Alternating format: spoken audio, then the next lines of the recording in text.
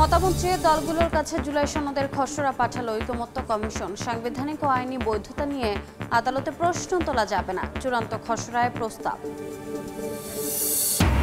পাথর লুটপাটে কমেছে পর্যটক, ধস নেমেছে ব্যবসায়। সংকটে ভোলাগঞ্জের অর্থনীতি, আয় কমে গেছে সহস্রাধিক মানুষের। সাদা পাথর প্রতিস্থাপনের স্বরূপে ফেরার আশা। মেয়াদ শেষ হলেও বছরের পর বছর ঘুরে টাকা পাচ্ছেন না গ্রাহক। আস্থা কমতে থাকায় 14 বছরে জীবন বীমায় পলিসি কমেছে 54 লাখ। উচ্চ ঝুঁকিতে 15টি কোম্পানি, সরকারকে এগিয়ে আসার তাগিদ। গাজীপুরের পুবেলে আগুনে পুড়ে ছায় 4টি ঝুট গুদাম। ফায়ার সার্ভিসের 5 ইউনিটের 3.5 ঘন্টার চেষ্টায় নিয়ন্ত্রণে। দাহ্য পদার্থ থাকায় বেগ পেতে হয় নেভাতে।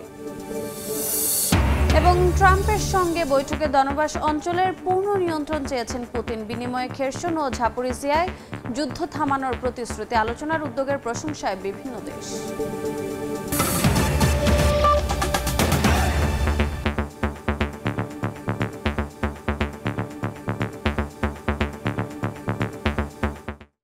সময় সংবাদের সঙ্গে আছি আমি রোজা চৌধুরী। মতামত চেয়ে জুলাই সনদের খসড়া রাজনৈতিক দলগুলোর কাছে পাঠিয়েছে জাতীয় ঐকমত্য কমিশন। সাংবিধানিক ও আইনি বৈধতা নিয়ে আদালতে প্রশ্ন তোলা যাবে না বলে সনদের চূড়ান্ত খসড়ায় প্রস্তাব দেওয়া হয়েছে। খসড়া পাওয়ার সত্যতা নিশ্চিত করেছে দলগুলো। জুলাই সনদে সই করবেন প্রধান উপদেষ্টা ডক্টর মোহাম্মদ ইউনূস ও দলগুলোর প্রতিনিধি।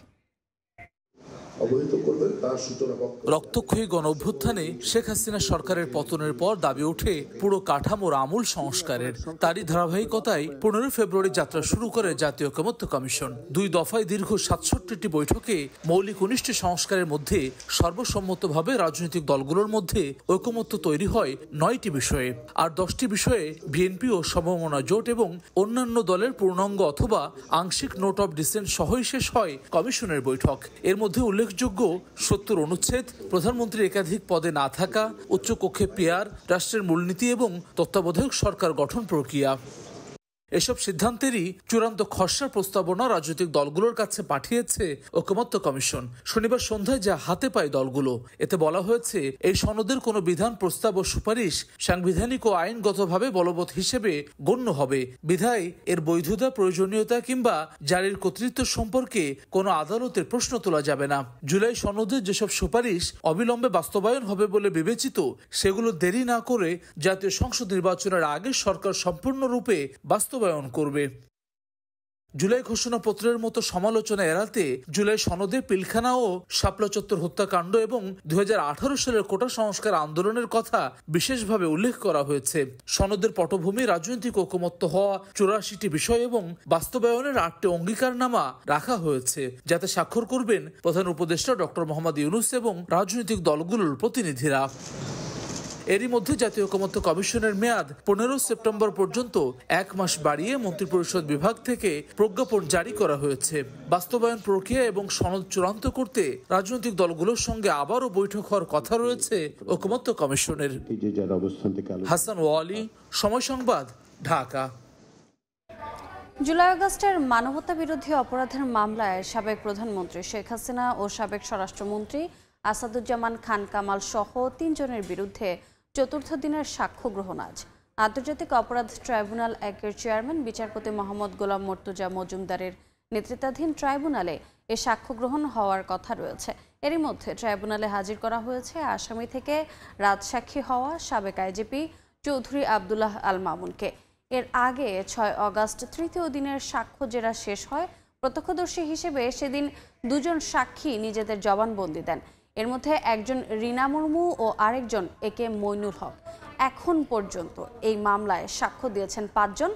গত 10 জুলাই শেখ হাসিনা, সাবেক স্বরাষ্ট্রমন্ত্রী আসাদুজ্জামান খান কামাল ও সাবেক আইজিপি চৌধুরী আবদুল্লাহ আল মামুনের বিরুদ্ধে আনুষ্ঠানিক অভিযোগ গঠন করে বিচার শুরুর আদেশ দেন ট্রাইব্যুনাল। এই মামলা ছাড়াও আজ রামপুরা, মোহাম্মদপুর, আশুলিয়ার আরও 3 মামলায় 15 জন আসামিকে ট্রাইব্যুনালে হাজির করা হবে। সাদা পাথর লুটপাটে বিরূপ প্রভাব পড়ছে ভোলাগঞ্জের পর্যটন কেন্দ্রিক অর্থনীতিতে। সংকটে পড়েছে হাজারের বেশি মানুষের জীবন জীবিকা। পাথর লুটের পর পর্যটক কমায় ধস নেমেছে ব্যবসা বাণিজ্যে। যদিও জেলা প্রশাসনের আশা পাথর প্রতিস্থাপন শুরু হওয়ায় ফের চাঙ্গা হবে ভোলাগঞ্জের পর্যটন কেন্দ্রিক অর্থনীতি। অপু বণিককে সঙ্গে নিয়ে সিলেট থেকে বিস্তারিত জানাচ্ছেন ফারুক ভূঁইয়া রবিন, ছবি তুলেছেন মোমেন হোসেন। হারুনুর রশিদ অপরূপ সাদা পাথর পর্যটন কেন্দ্র ঘিরে গত প্রায় অর্ধযুগ ধরে তার রুটি রুজি। ধলাই নদীর এপার ওপার নৌকায় যাত্রী পারাপারই তার জীবিকা।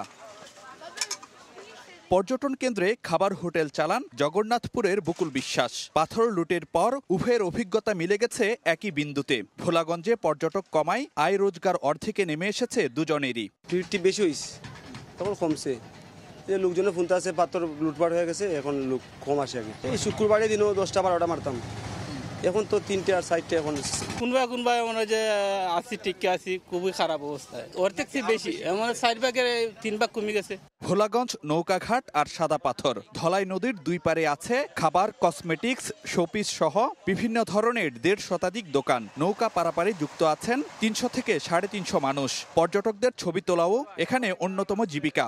সব মিলিয়ে ভোলাগঞ্জে পর্যটন ঘিরে গড়ে উঠেছে হাজারো মানুষের কর্মসংস্থান। কিন্তু পাথর লুটের পর পর্যটন কমায় আয়ের টান পড়েছে সবারই। লোকজন একদম বন্ধ হয়ে গেছিল, লোক আসছিল না একবারই। তোমার সবাই ওদেরকে বেতন দিতে পারছি না। ব্যবসা বাণিজ্য একবারে মোটেই হইতেছে না এখন বর্তমানে, মানে কমিয়ে গেছে। পর্যটক আসলে ব্যবসা হয়, পর্যটক না আসলে আমাদের ব্যবসা নাই। অনেক জায়গায় দোকানপাট খালি, মানে এখানে আছে আপনার দোকান হাতে গোনা 15টা আছে, শুধু টুরিস্ট না আসার কারণে। আমরা 10 জন আসলে 5 জনের ইনকাম হয়েছে মোটামুটি, আলহামদুলিল্লাহ 5 জন হয়েছে না, এরকম চলতেছে। যদিও জেলা প্রশাসনের আশা পাথর প্রতিস্থাপন শুরু হওয়ায় আবারও স্বরূপে ফিরবে ভোলাগঞ্জের পর্যটন খাত। পাথর যে প্রতিস্থাপনের কাজটা, সেটা আসলে একেবারে সমগতিতে এগিয়ে চলছে। এটা একটা শ্রম সাপেক্ষ এবং সময় সাপেক্ষ বিষয়। সবসময় একরকম পেস দেখা যাবে না, এটা দেখা যাবে নানানভাবে। কিন্তু আমরা কিন্তু 2 দিনে প্রায় 50,000 ঘনফুটের মতো পাথর রেজিস্টার করতে পেরেছি। 1 লাখ ঘনফুটের মতো পাথর উদ্ধার করা গেছে। এছাড়াও অসংখ্য পরিমাণ পাথর বিভিন্ন জায়গায় আছে, যেগুলো আমরা চিহ্নিত করেছি এবং আটকও করেছি, কিন্তু ওখানে পাঠানো যায়নি এখনো। আমরা পাঠানোর প্রক্রিয়ায় আছি আর কি। সংশ্লিষ্টরা বলছেন সাদা পাথর কেবল ভোলাগঞ্জেরই নয়, ইতিবাচক ভূমিকা রাখছে পুরো জেলার পর্যটন কেন্দ্রিক অর্থনীতিতে। ভোলাগঞ্জ সাদা পাথর লুটপাটের প্রভাব কেবল এক কেন্দ্রিকই নয়, পরিবেশগত, পর্যটন কিংবা স্থানীয়দের ব্যবসা বাণিজ্য সবখানে এর প্রভাব পড়েছে কম বেশি। তবু স্থানীয়দের আশা আবারও আগের রূপে ফিরবে ভোলাগঞ্জ, ফের চাঙ্গা হবে পর্যটন কেন্দ্রিক অর্থনীতিও। ফারুক ভূঁইয়া রবিন, সময় সংবাদ, ভোলাগঞ্জ, সিলেট। জীবন বীমার 15টি কোম্পানি মরণাপন্ন। এ খাতের নিয়ন্ত্রক সংস্থা ইড্রা বলছে মধ্যম ঝুঁকিতে রয়েছে আরও 15টি, স্থিতিশীল মাত্র 6টি প্রতিষ্ঠান। শুধু তাই নয়, গ্রাহকের পাওনা টাকা পরিশোধ না করার প্রবণতাও বাড়ছে। যদিও গুটি কয়েক কোম্পানির জন্য পুরো খাতকে ভুগতে হচ্ছে বলে দাবি তুলনামূলক ভালো অবস্থানে থাকা প্রতিষ্ঠানগুলোর। নাজুক পরিস্থিতির উন্নয়নে সরকারকে পাশে চায় বিমা কোম্পানি মালিকদের সংগঠন বাংলাদেশ ইন্স্যুরেন্স অ্যাসোসিয়েশন BIA। দ্রুতই পদক্ষেপ নেওয়ার আশ্বাস ইডরার। কামরুল হাসান সবুজের রিপোর্ট।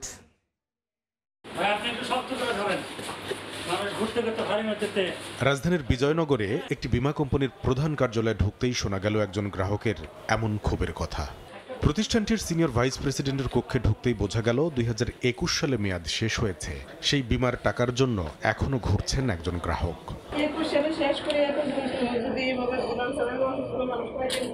অবশ্য কর্তৃপক্ষ জানালো নতুন করে তেমন একটা পলিসিও নিচ্ছে না বিপর্যস্ত কোম্পানিটি। আপাতত নতুন পলিসি কম।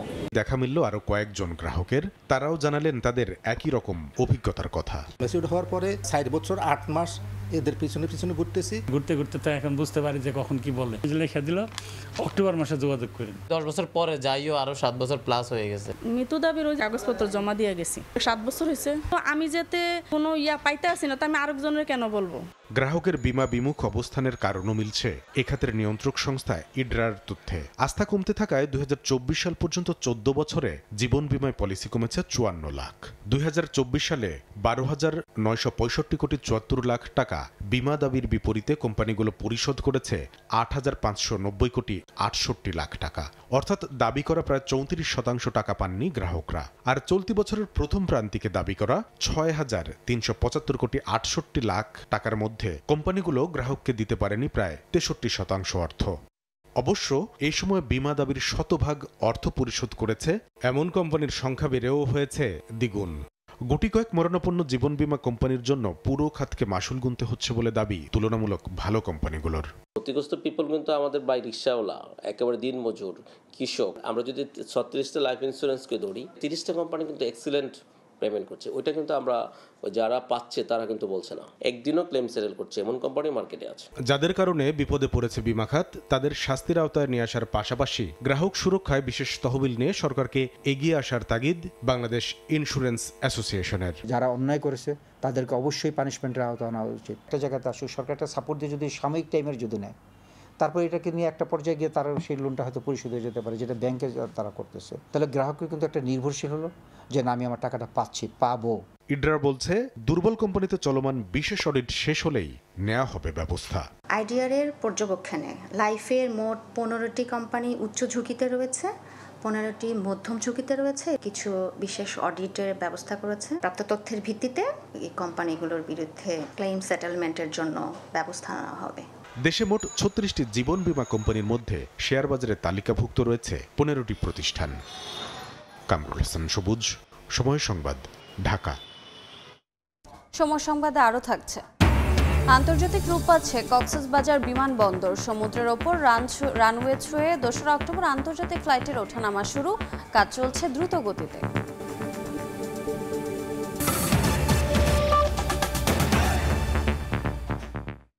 সংস্কৃতি উপদেষ্টা মোস্তফা সরোয়ার ফারুকীর শারীরিক অবস্থা শঙ্কামুক্ত বলে জানিয়েছেন স্বাস্থ্য অধিদপ্তরের মহাপরিচালক। বর্তমানে তিনি চিকিৎসাধীন আছেন রাজধানীর স্কয়ার হাসপাতালে।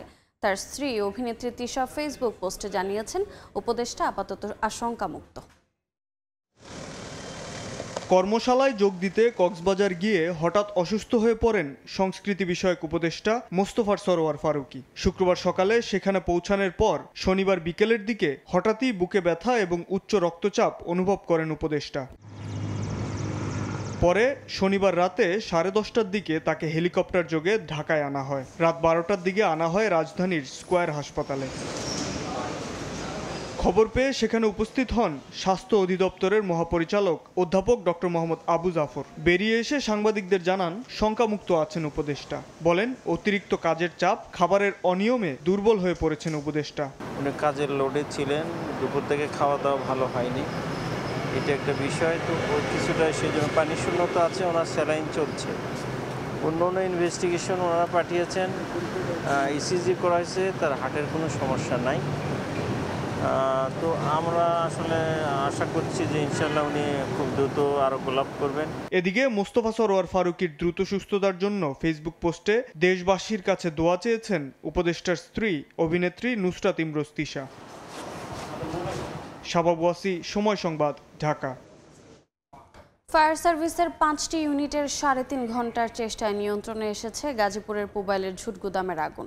তবে পুড়ে গেছে 4টি গুদাম। স্থানীয়রা জানায় রাত 11:15টার দিকে হায়দ্রাবাদ এলাকার ঝুট ব্যবসায়ী কাইয়ুমের গুদামে প্রথমে আগুন লাগে, পরে পাশের আরও 2টো গুদামে তা ছড়িয়ে পড়ে। স্থানীয়রা প্রথমে আগুন নিয়ন্ত্রণের চেষ্টা চালায়। খবর পেয়ে টঙ্গী ফায়ার সার্ভিসের 3টি ও জয়দেবপুর ফায়ার সার্ভিসের 2টি ইউনিট একযোগে অগ্নি নির্বাপনের কাজ করে। তবে গুদামের ভেতরে ফেব্রিক্স সহ দাহ্য পদার্থ থাকায় আগুন নিয়ন্ত্রণে বেগ পেতে হয়েছে বলে জানায় ফায়ার সার্ভিস। এ সময় 4টি গুদাম ও বিপুল পরিমাণ মালামাল পুড়ে গেছে। এ ঘটনায় এখন পর্যন্ত কোনো হতাহতের ঘটনা ঘটেনি।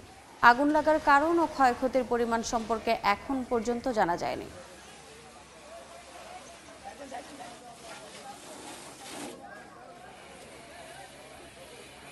টঙ্গী থেকে 3টি এবং জয়দেবপুর থেকে 2টি, 5টা ইউনিট কাজ করছে। প্রায় 3 ঘন্টার মধ্যে আমরা নিয়ন্ত্রণ করে ফেলেছি। ব্যাপক পরিমাণে জুটের কাপড় আছে, সবই স্ট্যাক করা, এবং এগুলোকে সরায় আমাদের কাজ করতে হচ্ছে। এর মধ্যে হিট আছে, অনেক তাপ হচ্ছে, অনেক গরম এবং অনেক ধোঁয়া হচ্ছে। তো এই চ্যালেঞ্জ মোকাবেলা করে আমরা কাজ করছি। ইনশাআল্লাহ আগুন ছড়াবে না, কোনো সমস্যা নেই। কুড়িগ্রামে তীব্র হয়েছে নদ নদীর ভাঙন। এক সপ্তাহে বিলীন হয়েছে শতাধিক পরিবারের বসতভিটা ও ফসলি জমি। বিস্তারিত জানাতে সদর উপজেলার যাত্রাপুর থেকে যুক্ত হচ্ছেন সহকর্মী বাদশাহ সৈকত। সরাসরি যাচ্ছে তার কাছে। কুড়িগ্রামে কিন্তু প্রধান যে 4টি নদ নদী রয়েছে, ব্রহ্মপুত্র, ধরলা, তিস্তা এবং দুধকুমার, এই নদ নদীগুলোর গত 3 দিন থেকে কিন্তু পানি বৃদ্ধি অব্যাহত ছিল। তারপর কিন্তু এই নদ নদীগুলোর পানি কমতে শুরু করেছে। এই পানি কমার সাথে সাথে কিন্তু এই নদ নদীগুলোর বিশেষ করে জেলার যে 9টি উপজেলা রয়েছে, 9টি উপজেলায় কিন্তু এই নদ নদীগুলো বিস্তার করে রয়েছে এবং এই 9 উপজেলার বিভিন্ন পয়েন্টে প্রায় 42টি পয়েন্টে কিন্তু এই ভাঙন তীব্র হয়ে উঠেছে। যদি দেখায় যে এই মুহূর্তে যে জায়গাটিতে রয়েছে এটি সদর উপজেলার যাত্রাপুরের বানিয়াপাড়া এবং এটি যাত্রাপুর যে হাট, সে হাট থেকে খুব কাছে এবং এখানে যদি দেখায় যে এখানে বাড়ি ছিল, যে বাড়ি অর্ধেক সরিয়ে নেওয়া হয়েছে ভাঙনের কবলে পড়ে এবং যে ভাঙন এবং আমরা দেখেছি সকাল থেকে যে এখানে আসলে আরও অসংখ্য বাড়ি, এরকম চিত্র আমরা দেখছি যে কেউ অর্ধেক বাড়ির সরিয়ে নিয়েছে এবং কেউ সরিয়ে নেওয়ার চিন্তা করছে। এবং আমি এই নদী পাড়ের যে মানুষ রয়েছে, ভাঙন কবলিত এলাকার যে মানুষ, তাদের সাথে কথা বলেছি। তারা আমাকে যেটি জানিয়েছেন যে তারা এই দীর্ঘদিন ধরে কিন্তু পানি উন্নয়ন বোর্ড এবং স্থানীয় জনপ্রশাসনের নিকট কিন্তু তারা দাবি জানাচ্ছে যে এই ভাঙন প্রতিরোধের জন্য, কিন্তু তারা যেটি জানিয়েছে যে বারবার বলার পরও কিন্তু কোনো পদক্ষেপ নেওয়া হয়নি, যার কারণে এই এলাকার অনেক পরিবারকে নিঃস্ব হতে হয়েছে। এবং একই পরিস্থিতি যদি বলি যে এটি হলো উলিপুর উপজেলার বেগমগঞ্জ এবং উলিপুরের আরেকটি ইউনিয়ন আছে থেতরাই, রৌমারী উপজেলার সোনাপুর সহ বেশ কিছু এলাকায় যে 42টি পয়েন্টের কথা বললাম, সেই 42টি পয়েন্টে কিন্তু ঠিক একই রকম চিত্র বিরাজ করছে এবং এখানে মানুষজন ঘরবাড়ি সরিয়ে নিচ্ছে। এই বিষয়ে জানতে আসলে পানি উন্নয়ন বোর্ডের যে নির্বাহী প্রকৌশলী রাকিবুল হাসানের সাথে আমি কথা বলেছি। তিনি জানিয়েছেন যে নদ নদীর পানি বাড়া এবং কমার সময় কিন্তু ভাঙন তীব্র হয়ে ওঠে, যেহেতু পানি কমছে এই মুহূর্তে যে 42টি পয়েন্ট, তার মধ্যে মাত্র 20টি পয়েন্টে জরুরি ভিত্তিতে জিও ব্যাগ ফেলে সেই ভাঙন রোধের চেষ্টা চালাচ্ছে পানি উন্নয়ন বোর্ড। আর বাকি যে পয়েন্টগুলো রয়েছে প্রায় 22টি পয়েন্ট, সেখানে কিন্তু কোনো ব্যবস্থা এখনো পর্যন্ত নেওয়া হয়নি। তবে ভাঙন রোধের চেষ্টা চালাচ্ছে পানি উন্নয়ন বোর্ড। আর বাকি যে পয়েন্টগুলো রয়েছে প্রায় 22টি পয়েন্ট, সেখানে কিন্তু কোনো ব্যবস্থা এখনো পর্যন্ত নেওয়া হয়নি। তবে পানি উন্নয়ন বোর্ড জানিয়েছে যে সেই পয়েন্টগুলোতে আসলে পর্যায়ক্রমে ভাঙন রোধের যে ব্যবস্থা, সেই ব্যবস্থা নেওয়া হবে। এই ছিল কুড়িগ্রামের বন্যা এবং ভাঙনের সর্বশেষ। সরাসরি যুক্ত ছিলাম কুড়িগ্রামে। অভ্যন্তরীণ থেকে আন্তর্জাতিক বিমানবন্দরে রূপ পাচ্ছে কক্সবাজার বিমানবন্দর। আগামী 2রা অক্টোবর থেকে এই বিমানবন্দরে সমুদ্রের বুক ছুঁয়ে ওঠানামা করবে আন্তর্জাতিক ফ্লাইট। রানওয়ে পুরোপুরি প্রস্তুত হলেও বিমানবন্দরটির গুরুত্বপূর্ণ কিছু কাজ এখনও বাকি, আর নির্ধারিত সময়ের আগে তা শেষ করতে কাজ চলছে বেশ জোরে সোরে। মোহাম্মদ ফরাজের ক্যামেরায় বিস্তারিত জানাচ্ছেন সুজাউদ্দিন রুবেল।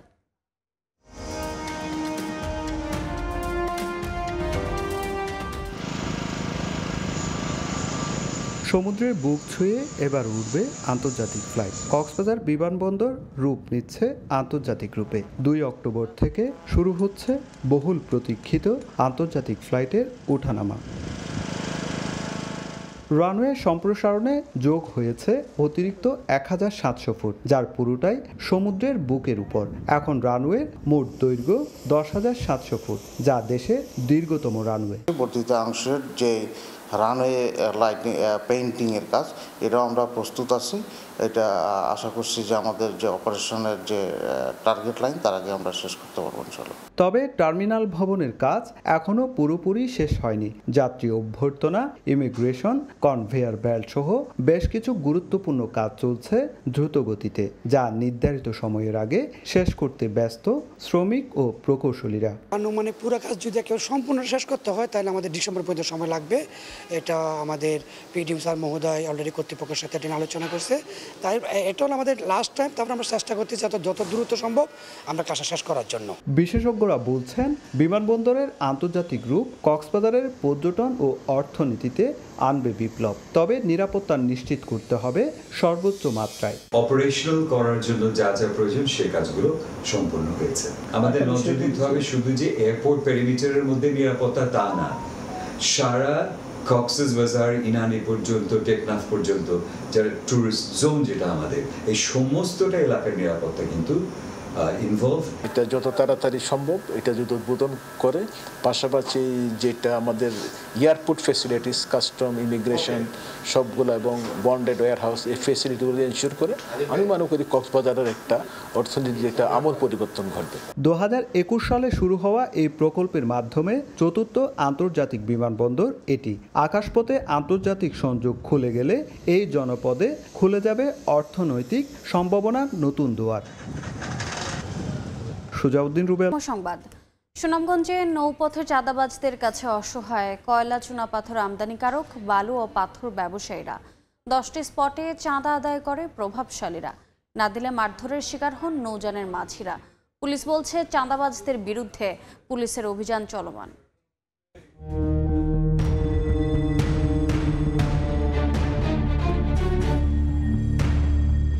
সুনামগঞ্জের তাহিরপুরের বড়ছড়া, চারাগাঁও, বাগলি ও ছাতকের সোনালী জেলা শুল্ক স্টেশন দিয়ে ভারতের মেঘালয় থেকে আমদানি করা হয় চুনাপাথর ও কয়লা। এরপর পাটলাই নদীতে এনে বড় নৌকায় লোড করে ঢাকায় পাঠানো হয়।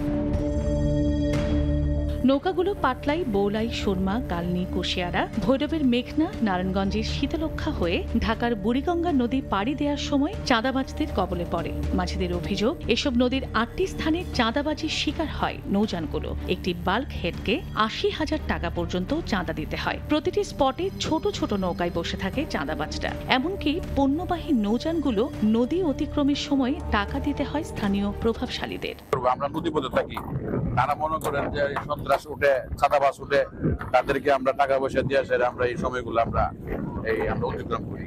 প্রতি নৌকা হলো 2,000 টাকা, বেডাব্লু পরে লাগে আরো 4,000 টাকা। ওই যে খালগুলা মানে খুঁজে দেওয়া হয়তো তাহলে আরো ভালো হইতো, আমাদের কেরিং খরচা অনেক কম হইতো আর আমরা অনেক বৃদ্ধি পাইতাম। এখন ব্যবসা করে তো ব্যবসায়িকরা কোনো লাভ পাইতেছে না। চাঁদাবাজির কারণে নৌযান মালিক, শ্রমিক, ব্যবসায়ী ও আমদানিকারকরা বছরের পর বছর ক্ষতিগ্রস্ত হচ্ছেন। অথচ দীর্ঘ এই পথে নেই পর্যাপ্ত নৌটহল। গাঙ্গের মধ্যে চলাফেরার মধ্যে কোনো পুলিশ নেই কিংবা আমরা কোনো যাই ঝামেলা নাই, তবুও তারা বলে যে তারা সেন্টি যে আমরা রক্ষা করতেছি, কিন্তু এটা একটা এমন একটা কাজ করতেছে যে আমরা থেকে বিরোধিতা টাকা নিতে 2 জায়গা 3 জায়গা থেকে টাকা থেকে নিতেছে। তোমার সকালে এটা কোনো সিকিউরিটি নাই, যে সময় বুঝাই ওই সময় যাই। পুলিশ বলছে চাঁদাবাজদের আইনের আওতায় আনা হবে। অধিকাংশ জায়গায় চেকপোস্ট বা নিয়মিত পুলিশ টহলের মাধ্যমে নিয়ন্ত্রণ করার চেষ্টা করি।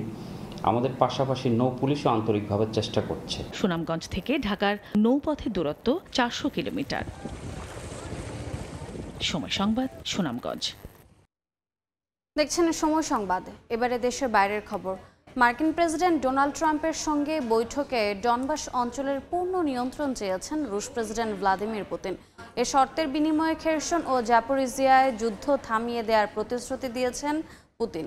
জেলেনস্কিকে কিছু ভূখণ্ড ছেড়ে দিয়ে পুতিনের সঙ্গে সমঝোতার আহ্বান জানিয়েছেন ট্রাম্প। আলাস্কা বৈঠক নিয়ে ক্রেমলিনে টেলিভিশন ভাষণে পুতিন জানান, বৈঠকটি সময়োপযোগী ও অত্যন্ত কার্যকর ছিল। মার্কিন প্রেসিডেন্ট ডোনাল্ড ট্রাম্প ও রুশ প্রেসিডেন্ট ভ্লাদিমির পুতিনের গুরুত্বপূর্ণ বৈঠকে ইউক্রেন যুদ্ধের বিষয়ে কোনো সিদ্ধান্ত আসেনি বলে জানায় বিভিন্ন গণমাধ্যম। তবে বৈঠকের সঙ্গে সরাসরি সংশ্লিষ্ট 2 কূটনীতিকের বরাত দিয়ে ব্রিটিশ গণমাধ্যম দ্য গার্ডিয়ান জানায়, পুতিন প্রস্তাব দিয়েছেন ইউক্রেন যদি সম্পূর্ণ ডনবাস অঞ্চলের নিয়ন্ত্রণ ছেড়ে দেয় তবে রাশিয়া দক্ষিণের খেরসন আর জাপোরিজিয়ায় বর্তমান অবস্থানে যুদ্ধ থামাবে। মার্কিন গণমাধ্যম এক্সিওসের প্রতিবেদন অনুযায়ী জেলেনস্কির সঙ্গে ট্রাম্পের ফোনালাপ খুব একটা বেশি সুবিধাজনক ছিল না। বার্তা সংস্থা রয়টার্সের তথ্য মতে জেলেনস্কিকে কিছু ভূখণ্ড ছাড় দিয়ে পুতিনের সঙ্গে সমঝোতার আহ্বান জানিয়েছেন ট্রাম্প। এদিকে ট্রাম্পের সঙ্গে বৈঠক শেষে দেশে ফিরে রাষ্ট্রীয় টেলিভিশনে জাতির উদ্দেশ্যে ভাষণ দেন পুতিন। এ সময় তিনি আলোচনাকে সময়োপযোগী ও কার্যকর বলে উল্লেখ করেন। তিনি জানান, দীর্ঘ সময় পর এ ধরনের সরাসরি আলোচনায় মস্কো শান্তভাবে নিজেদের অবস্থান বিস্তারিতভাবে তুলে ধরতে পেরেছে। যুক্তরাষ্ট্র দ্রুত যুদ্ধবিরতি চায় বলে জানান পুতিন। রাশিয়াও শান্তিপূর্ণ সমাধান চায় বলে এই সময় দাবি করেন তিনি। এদিকে সামাজিক যোগাযোগ মাধ্যমে ট্রাম্প জানান, ইউক্রেন যুদ্ধ থামাতে সাময়িক যুদ্ধবিরতি নয়, সরাসরি স্থায়ী শান্তি চুক্তি একমাত্র সমাধান। এই ছিল সময় সংবাদে, সঙ্গে থাকুন সময়ের।